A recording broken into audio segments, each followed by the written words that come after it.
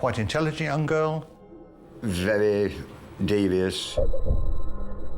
Plodding through life in the 60s. She was all for herself.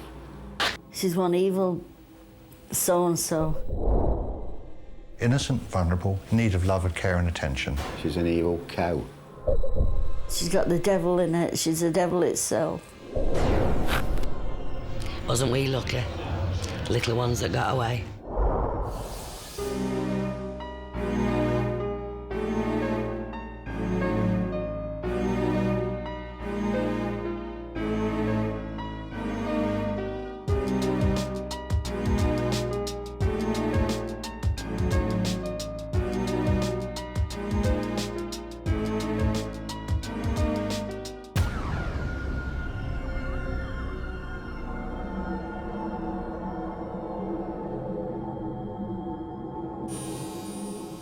The crimes committed by Moors murderer Myra Hindley shocked the nation. Hindley has been demonised as the most evil woman in Britain. With her lover Ian Brady, Hindley took part in the abduction, sexual abuse, torture and murder of 5 innocent children. She was sentenced to life imprisonment.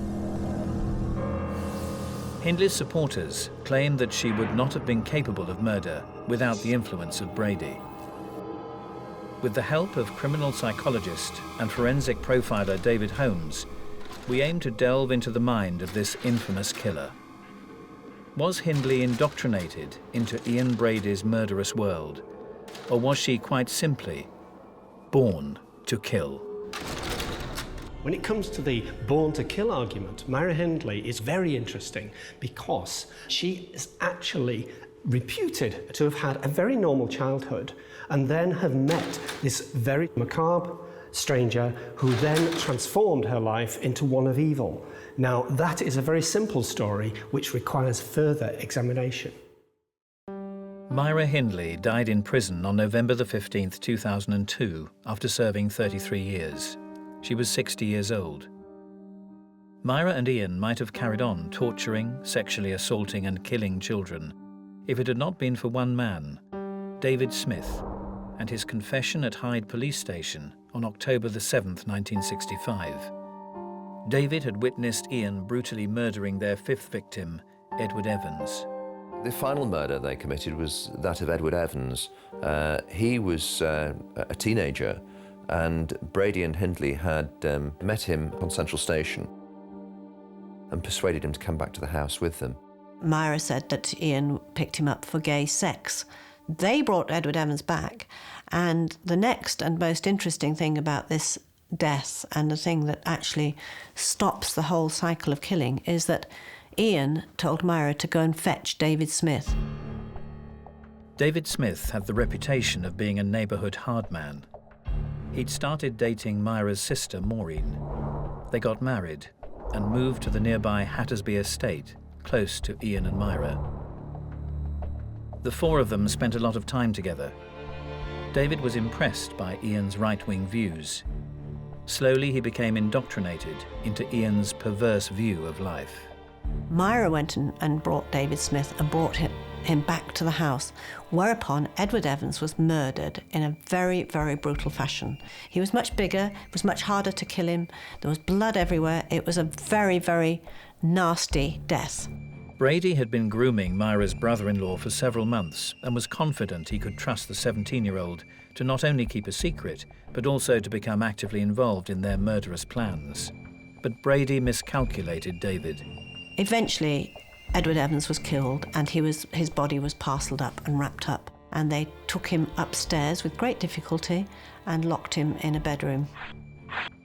How much David Smith was involved in the actual killing, he says not, but he said he had to do certain things because Ian was controlling it and forcing him to. He said he had to do what he had to do, clean up and help Myra and Ian that night, and he had to help them to do everything to save his own neck. Then he went back home and told Maureen what happened.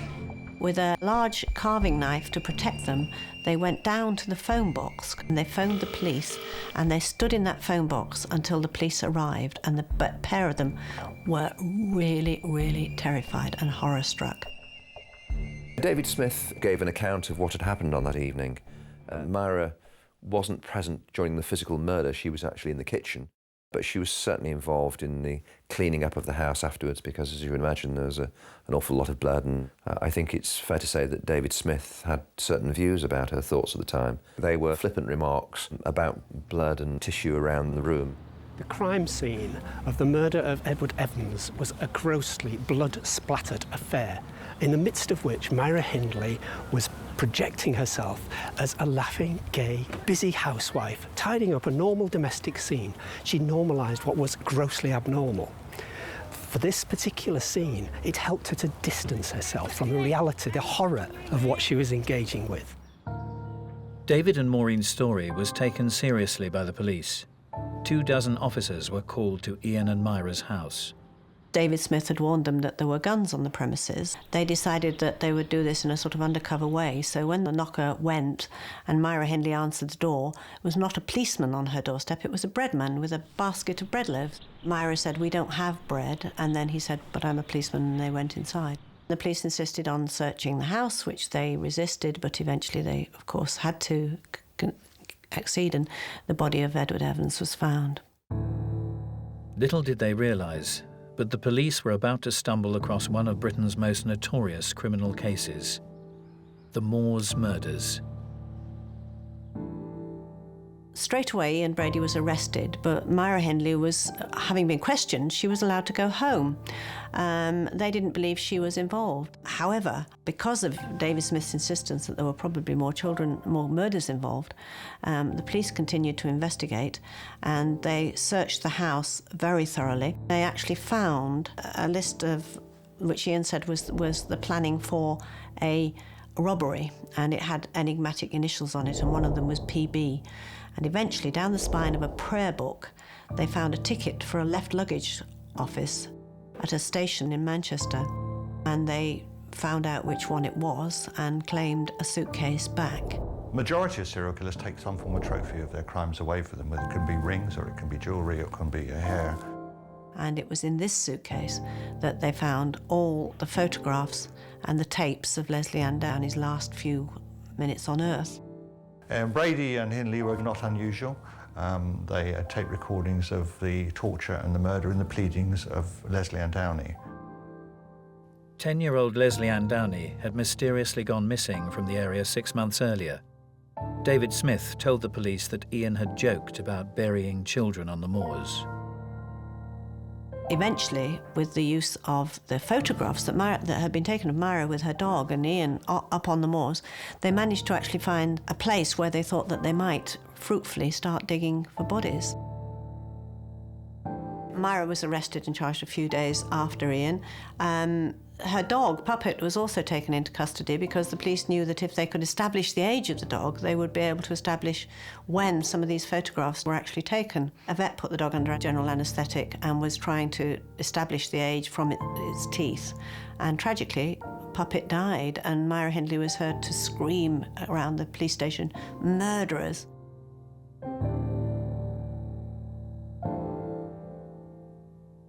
As a result of the tip-off that they were digging on the moors, I was a very young reporter, and my job was to drive around at night in the hope that I might see police digging.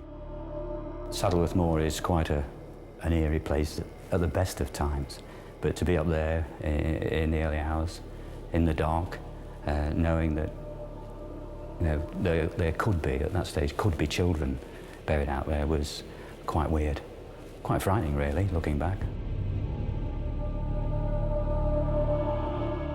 There was a whole cavalcade of press parked down the hill and not allowed to get near. And they tried to do as much of it as they could under cover of sort of dawn and dusk, but it was very difficult because you have to have light on the moors. The moors are vast and spooky places. Police believed that the bodies of 4 missing children might have been buried on the moors. Their fears were well-founded. On the 10th of October 1965, the body of Leslie Ann Downey was discovered. 11 days later, the body of 12-year-old John Kilbride was also uncovered.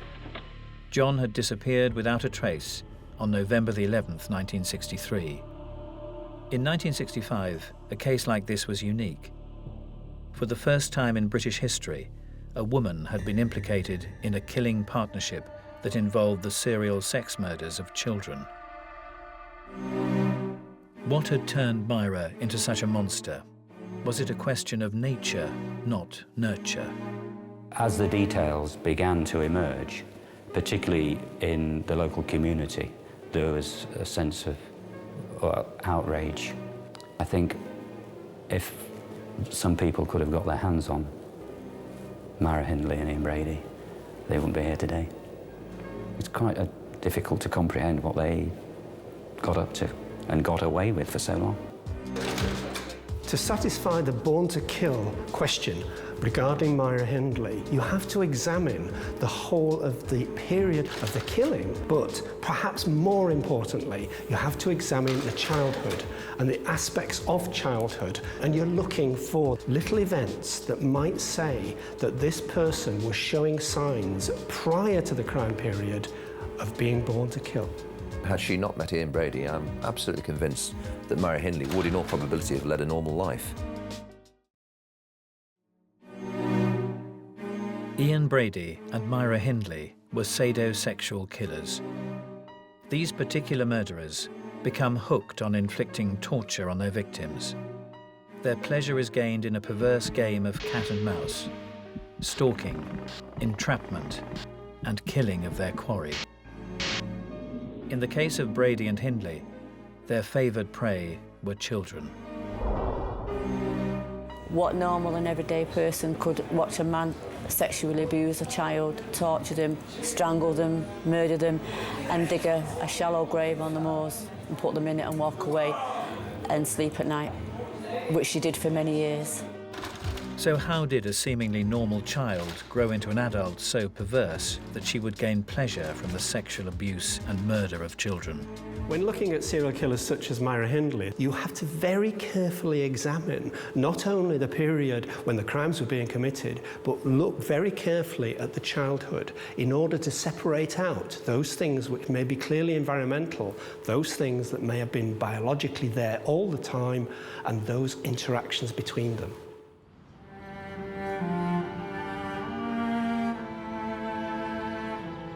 Myra Hindley was born on Thursday, July the 23rd, 1942, just another child in a world of terraced houses and factories in the poor working-class area of Gorton in Manchester, England.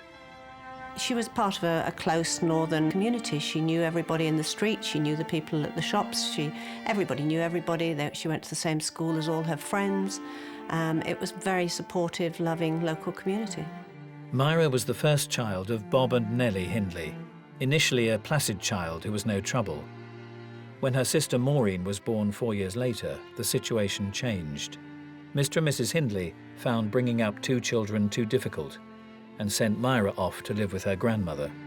Some people try to make a lot of the fact that she didn't actually live at home with Mum and Dad, but she lived, in the next street with Grandma. The two houses could see each other from the bedroom windows, and she spilled between the two houses. It was a very, very loving life. Myra went to the local state school. She went to the junior school where she was bright and only narrowly failed her 11+. Granny was very susceptible to allowing her to have a day off if she wanted one, and Myra's attendance record was very poor. And had she gone, she probably would have passed for the grammar school. As it was, she went to Ryder Brow Secondary Modern. She was in the top class. She did extremely well. She was in that vanguard of youth culture, and she was very aware of it. It was the beginning of teenage as a phenomenon. Rock and roll was there, Beatles were coming. She changed her image slowly but surely. Thick makeup, like a Dusty Springfield. The hair got blonder. Big curls in the hair. The skirts eventually got shorter. Always had all the top fashions. Well, it was fantastic. She peroxide blonde, always did very well for the lads. Myra had one friend of the opposite sex from quite early on, a little boy called Michael Higgins. She was quite taken with the idea that he had the same initials as her, and they used to hang out together, go everywhere together. She used to be sort of almost looked after him. Myra felt she'd made a lifelong friend. One sunny afternoon, Michael asked Myra to go swimming with him at the local reservoir. She was unable to go. Tragically, Michael drowned, an unfortunate event that local boy Lawrence Jordan witnessed. Michael Higgins came with some of his friends and they were swimming over that side. And then all of a sudden there was a flurry of excitement and one or two young kids running round saying, "I can't see him, I can't see him." Somebody must have dialed the police because 2 or 3 policemen came running up and we saw them diving. And one child said, "There's somebody under the water." Somebody then shouted, "Oh, they got him." And I saw them bringing out this chalk white body. But you could see the whiteness of the body against the blue uniforms of the police. And his arms were outstretched almost in a crucifix. They hurriedly then put him in the mortuary van, and the van then passed us going out where you could get down to it there. The path came to there.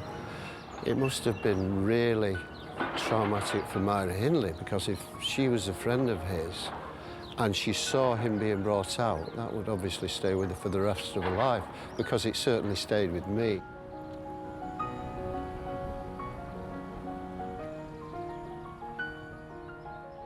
And after that, she went in a shell for a while. She was absolutely devastated of the fact that he died. She wasn't the same girl for months and months after that. In fact, it was a year or so, a long time. She went and visited his parents, his mother, all the time, and she actually converted to Catholicism. Michael had been a Catholic, and she actually converted in the wake of his death. With Michael, she invested quite a lot and lost quite a lot. And to some degree, although she might have blamed herself, she also blamed everyone else. And this was the beginning of the distancing of her from other people. And also, within this, she would hide in religion. This was another step away from humanity and towards a new kind of aim and career. It was not long after Michael's death that Myra left school. On her 17th birthday, Hindley became engaged to Ronnie Sinclair, a local boy who worked at the co-op. However, Myra's apparent contentment with her ordinary life didn't last long. Half the time Myra wanted the sort of classic husband and 2 kids, which all the girls around her aspired to. But there's another part of her that really didn't want to do that. Being brought up by her grandmother to have a certain sense of self-importance, Myra Hindley did require more from life than simply 2.4 children and a marriage. This would not be stimulating to her. For some women, they require a certain amount of violence, a certain S&M quality to their relationship, and Myra was of this type. Eventually, she landed a job as a typist secretary at Millward's, which was the place where she ultimately met Ian Brady. Ian Brady was working in the office at the time. He completely ignored her for many, many months. He was aloof. She describes him as an extremely good-looking individual. He was always well-dressed. Ian was, quite an attractive, handsome. He used to have this big motorbike that everybody wanted to sort of like go round when you're kids and have a go of it or look at it. And, you know, I think he was just mesmerised by it, wasn't he, really? Yeah, there wasn't very many motorbikes in Gordon at the time.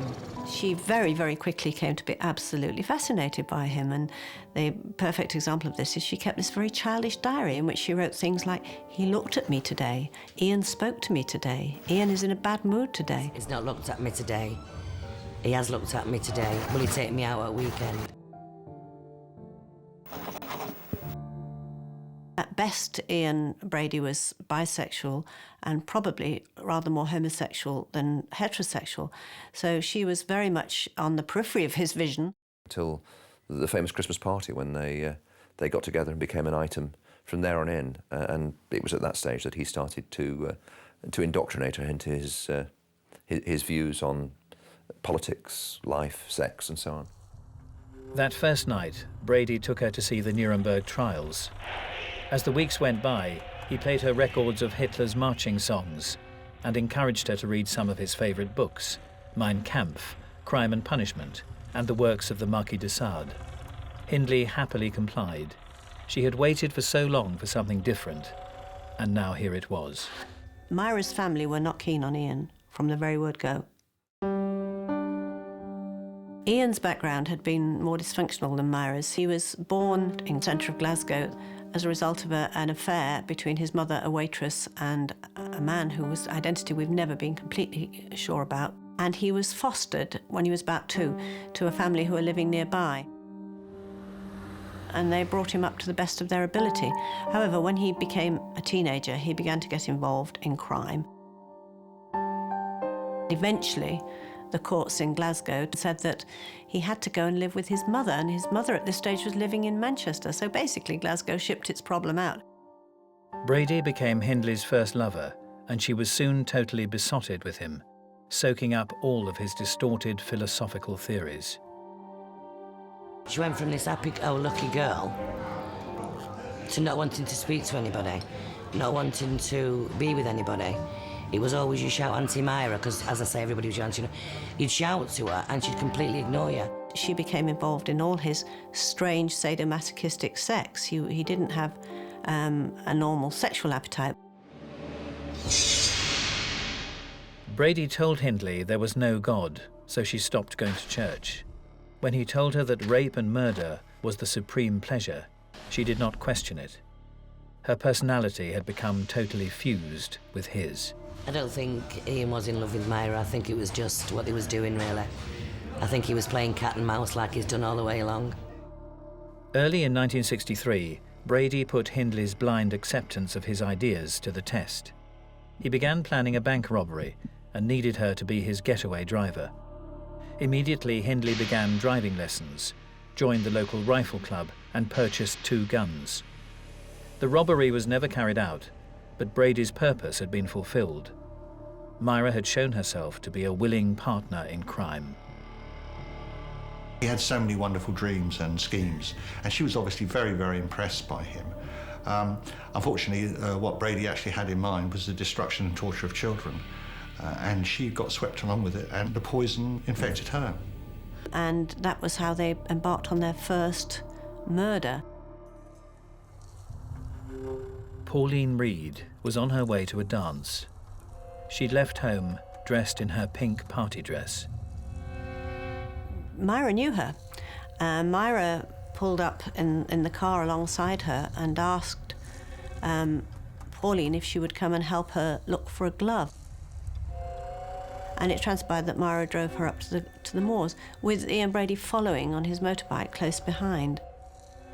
And what we do know is that Pauline got out of the car, presumably went to look for the glove with Myra, and that Ian Brady then came up behind and, as far as we know, hit her with a spade and killed her, and sexually assaulted her. But to kill Pauline and to walk around the community knowing that everybody was looking for Pauline and held her head high. She didn't even blink, nobody had an inkling or anything. Almost, Pauline was a dangerous one because they did have some connection with her. He knows that the way to do the murders is to pick up children because they're easy, Myra to do the picking up because that is much the easiest way of doing it, and to do children that they do not know. So that takes them on to meeting John Kilbride.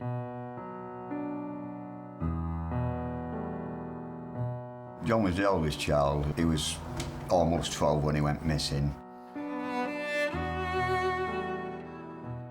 The last time I saw my brother John was in 1963 on a Saturday morning as I got up.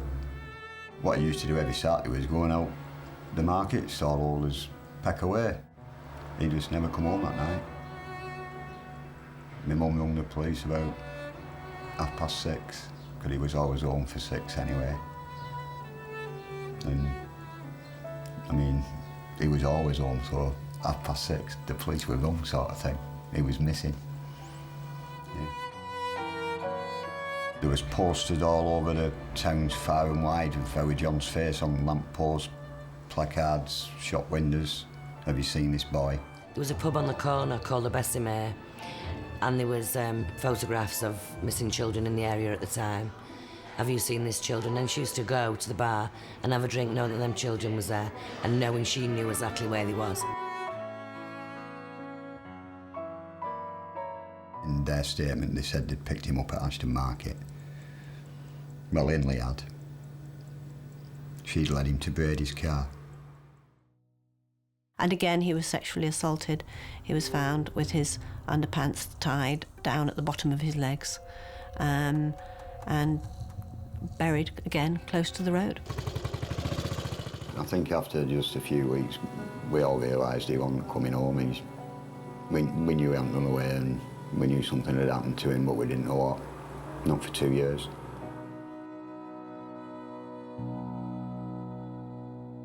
The role that Myra Hindley played was always one of the initial contact with the child. Sometimes Brady was absent and came along later, or on other occasions Brady was behind on a motorcycle and he was flashing the headlamp to tell her, there's one coming up now, stop and talk to this individual here. Last time I saw a kid on the 16th of June, 1964. Their method of abducting and killing children worked. Myra and Ian were driven to try it again. 6 months later, they chose 12-year-old Keith Bennett. He went to his grand's, or he should have gone to his grand's, and he didn't get there. He was walking down Plymouth Road West, crossed Stockport Road and into one of the side streets.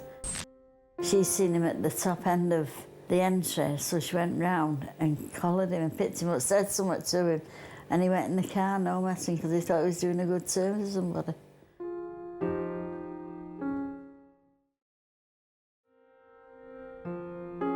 So when my mum come down on the 16th of June, I said, where's Keith? She said, I don't know. I said, well, he should have been at your house. And then I thought, well, I better go to the police station and tell them. And they said it'd give you 48 hours to get back. I said, well, where could he be? I said, he's not gone with any mates. I said, he never does that. I said, he comes straight home from school and that was it. But he disappeared and that was it.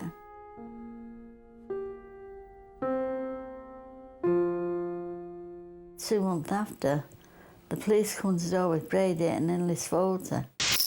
He said, well, we think it's possible that these have had something to do with Keith, you know, with Keith abducting him. There is a slight difference with Keith because they take him deep onto the moors. At least 3/4 of a mile, which is quite a long way for a small child. He hit him on the back of the head, knocked him out, and then put a machine cord rubber around his neck and broke his neck. And he actually assaulted him afterwards and left the clothes at the side where they buried him. He didn't know he was going to his death.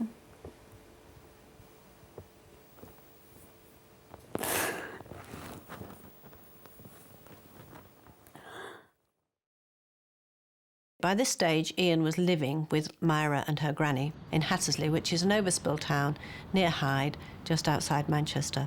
And they moved in, and the neighbours were very impressed by them because Ian got stuck into making a garden, did up the house. The word yuppie didn't exist in those days, but if it had, these would have been seen as a kind of upwardly mobile young couple. A further 6 months passed before the next abduction. The fourth victim was Leslie Ann Downey, a young girl that they picked up at a fun fair in Manchester. And Myra, again, persuaded her to come in the car, and they took her home. This one is different because they took her back to their house in Hattersley. And there hasn't been an enormous amount of scope for torture and taking photographs and making tape recordings. But now that they've got a victim actually in their own house, they can indulge in all of that. And they ran a tape recorder, and this tape recording is, in fact, perhaps one of the most shocking things you will ever hear, but it's also the thing that completely condemned Myra Hindley in court. Her voice is heard on the tape, and it's telling the little girl to be quiet because clearly she was very distressed indeed. And she explained that she was very worried at the time that the neighbours might hear the little girl crying, and that was the concern. And Leslie Ann Downey is pleading with her, please, Mum. She calls her Mum all the way through, as though by appealing to Myra's maternal instincts, she might make this whatever awful things are happening. But Myra is gagging her, ties a gag around her. We don't know what abuse happened. Myra claims that there was no sexual abuse. There probably was. And the next day they took Leslie Ann Downey up to the moors and buried her. The killing of Leslie Ann Downey marked a significant change in the killing career of Myra Hindley. The risk and the confidence to actually kill somebody within feet and inches of neighbours rather than out here on the moors. It would be another 10 months before Leslie Ann's body was discovered on the moors in a shallow grave with her clothing at her feet. Even with the damning evidence mounting against them, Brady and Hindley denied murdering Leslie Ann. As in the case of Edward Evans, they attempted to implicate David Smith. They claimed that Smith had brought the girl to the house so that Brady could photograph her. As far as they were concerned, Leslie Ann had left their house unharmed with Smith. Ian Brady tried to protect Myra, and it's true that if Myra had played it the way he wanted it to, she would probably have been charged with being accessory and possibly been out of prison after 7 or 8 years. But she was determined that she was in this with Ian. All she said was, Ian is innocent and I am innocent, and she said this over and over again. The evidence that linked Brady and Hindley to the murder of John Kilbride, while not as overwhelming, was sufficient to charge them. They found the name John Kilbride in Brady's handwriting, written in his notebook, and a photograph of Hindley on John's grave on the moors. I actually got ready myself to go and help on the dig, and I was more or less locked in my bedroom by my father. A couple of days after the police came with a shoe, my mum identified it as being John's, and they found John's body then. Despite all their efforts, the police were unable to find the bodies of the other 2 missing children, or any evidence to link Brady and Hindley to their disappearance. Ian Brady was charged with the 3 murders of the ones the police had the bodies of. That was Leslie Ann Downey, John Kilbride and Edward Evans. Myra was charged with Leslie Ann Downey and Edward Evans, and of being an accessory to the killing of John Kilbride. Ian Brady received 3 life sentences and Myra received 2. Myra was taken to Holloway Prison. I put them all in a big enough hole to bury the bloody lot of them, throw acid on them and then throw the soil on top of them and burn them alive, because that's all they need. Because them kind of people are not worth the salt of the earth. Not as far as I'm concerned, anyway. In order to evaluate the degree of influence Ian Brady had on Myra Hindley's criminality, you have to examine the point at which they were separated. Myra Hindley's behaviours will indicate whether or not he was the causal factor, or whether or not Myra Hindley was born to kill. Ian Brady's hold over Myra Hindley continued for the first few years of their incarceration. They constantly wrote to each other and even requested permission to marry. The rift that developed between them was gradual, stemming mainly from their differing responses to their imprisonment. Brady quickly accepted his sentence and soon settled into prison life, whereas Hindley continued to assert her innocence, maintaining her claim that Brady and Smith were responsible for the murders. Myra Hindley said she didn't have any involvement, only, in her words at the time, was acquiring the children for Ian Brady. But she was distinctly heard on a tape of Leslie Ann Downey telling the little girl to shut her mouth, while Brady was, God knows what he was doing to do. Her mother was convinced she was innocent. Her sister was convinced she was innocent. Everybody around her was convinced by Myra that Myra had just been Ian Brady's dupe. Myra Hindley's mind, the story was in place regardless of her innocence, and she would gather together anyone who would listen, give her time, and certainly anyone who would give her any publicity that might support her plea of innocence. In 1970, Hindley broke off all contact with Brady. His hold on her was completely broken by the realization that she would never see him again. 7 years later, more than 10 years after her imprisonment, Hindley began a campaign to win her freedom, a crusade that continued until the day she died. Ian Brady's never actually applied for parole. He was willing to serve his sentence, but at least he knew what he'd done and he didn't want to come out of prison. Myra Hindley applied for parole on a regular basis, just to torment the families, as far as I'm concerned. Hindley's application for parole was delayed for a further 3 years. When Hindley's plea was finally heard in 1985, 20 years since she was first in prison, it was rejected. The Home Secretary announced that Hindley's case would not be heard again for at least another 5 years. Ultimately, she hoped she would be able to get out of prison, and that was probably her long-term objective. At the end of 1986, Hindley changed her tactics. Instead of continuing to plead her innocence, she made a full public confession. A conjunction of people came together in Myra's life. She had a solicitor who was saying to her, unless you make a clean breast of everything, admit it, and then possibly down the line parole will be possible. At the same time, she was being counselled by Lord Longford to make a confession. She also received a letter from Winnie Johnson, the mother of Keith Bennett. When I wrote to her, she said she was very sorry that she couldn't help me in any way. She was watching out for Brady on the hill. And she wasn't, she was as bad as him. She watched them kids murdered and she watched them being raped. And at the same moment, because Ian Brady had made a sort of confession to a journalist, the Home Office ordered Greater Manchester Police to reopen the investigation. Well, the aim was to review the case and see whether there were any fresh lines of inquiry we could pursue with a view to, first and foremost, finding out where the two children might have been buried, and secondly, of course, gaining confessions. She now admitted both the knowledge of and involvement in all 5 murders, including those of Pauline Reed and Keith Bennett. She was cooperative right from the word go and said that she was prepared to point out to us areas of interest to Brady on Saddleworth Moor, which was really code for giving us a pretty good steer as to where bodies may be.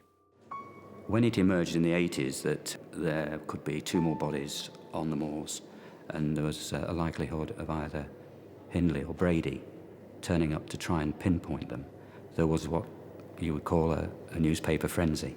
Many newspapers hired helicopters. I was up there. It was chaotic. She was very keen on trying to help us. I have no doubt about that at all. You have to realise that for Myra Hindley, this was actually keyed off by her lawyer saying that unless she did appear to the public as a reformed character, that her release would probably never ever happen.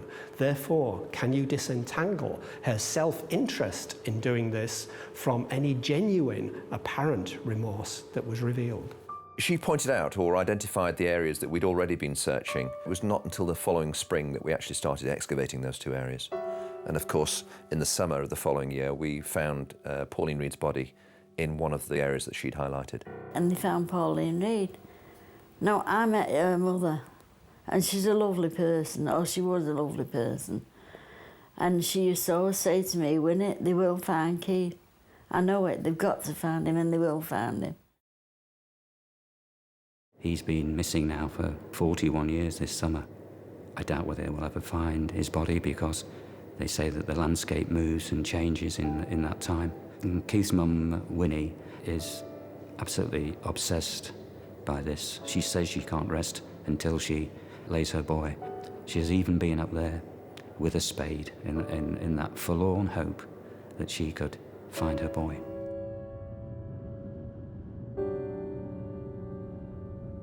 I love it up here because I know Keith's up here watching me. Other than that, I wouldn't come up, but I know he's up here and I know he knows I'm up here and he knows I'm putting flowers on the fence for him. No matter what hell or fire, I'll have him back.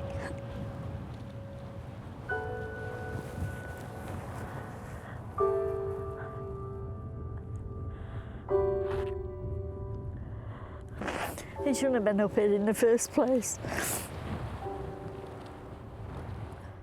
I've been up on the moors quite a lot in my lifetime, and it's just not a nice feeling. It's not a nice feeling at all, but at least we have got our John where we can go and visit. Winnie Johnson still looking for her son. After 40 years, she's still looking for her son. Keith's body has never been found, but Hindley's confession has given his family some indication of how he died. Hindley had lured him into the car with a request for assistance in loading some boxes. Once at Saddleworth Moor, Brady had taken Keith down to the gully, where he raped and then strangled him, burying him somewhere nearby. At the time of her confession, Hindley's solicitor expressed his belief that her chances of parole were greatly enhanced by her display of remorse. In 1988, she approached me to see if I could represent her at a time when she was making a number of important legal challenges to the High Court. And people said, well, look, Andrew, you've got to be careful. This is the most manipulative woman in the country. Be careful she doesn't manipulate you. Well, I've had many clients over the years seek to manipulate me. I can say Myra never did. Myra Hindley, as far as I could see, was an extremely clever and manipulative woman who managed to play the establishment to her own ends and draw people to her cause. The criminal justice system has always recognised that if you change and if you reform, you should be granted parole. All the experts were of the opinion that she had reformed. If you want to understand Myra Hindley, you have to compare her prison career with that of Ian Brady, who became a tortured man. Myra Hindley did not. She became a well-spoken, articulate defender of her own innocence. But I believe that she changed back from that evil persona to a genuinely sorry woman for the dreadful crimes that she had committed with Brady. What she hoped to gain by applying for parole, I don't know, because she could actually have been charged with the murders of 2 more children. And this is what I'd have pushed for if she'd have got parole. Whilst in prison, Myra rediscovered her faith in Catholicism. She continued to express remorse for her crimes. I ask people to judge me as I am now and not as I was then. A lot of people turn to religion in prison to impress one group of people in particular, and that is the parole board. Killers, every killer in America must be on a journey into the light, must have seen Christ, and the first thing they do on a Sunday is queue up for tea and biscuits in the church. Aim in life was to walk free, and she wouldn't have been free very long. I'd have loved her. I'd have loved it for him to drop her on Aston Market or outside my front door. I'd have loved it. I'd have served time for her.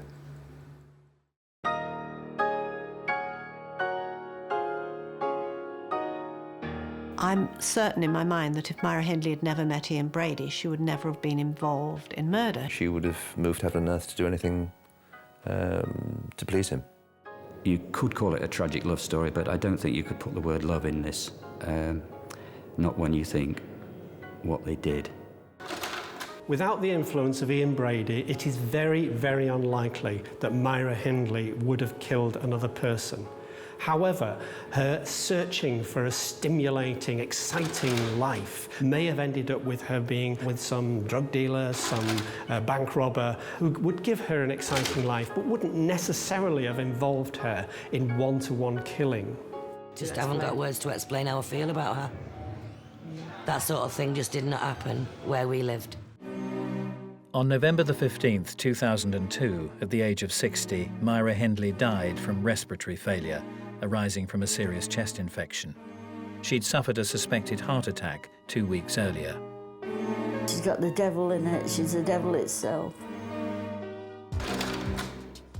In this particular instance, Myra Hindley was not born to kill, but she was placed in a circumstance where an element that she was born with enabled her to continue and kill. Who's to say she could be here? Maureen, David, all of them could be here. You know? Still living in Gorton. Still living in Gorton.